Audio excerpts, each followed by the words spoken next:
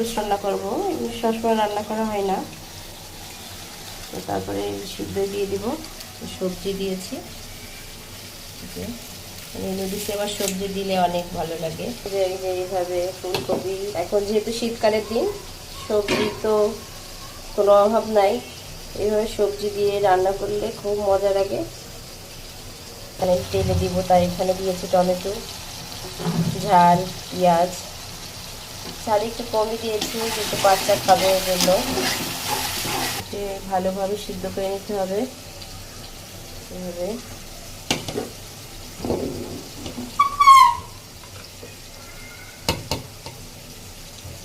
বেশি সিদ্ধ করা যাবে না, একটু শক্ত শক্ত থাকবে। ওই যে ডিমও দিতে হবে, আমি একটা ডিম দিয়েছি, বেশি ডিমও দেওয়া যায়, যার যেমন ইচ্ছা।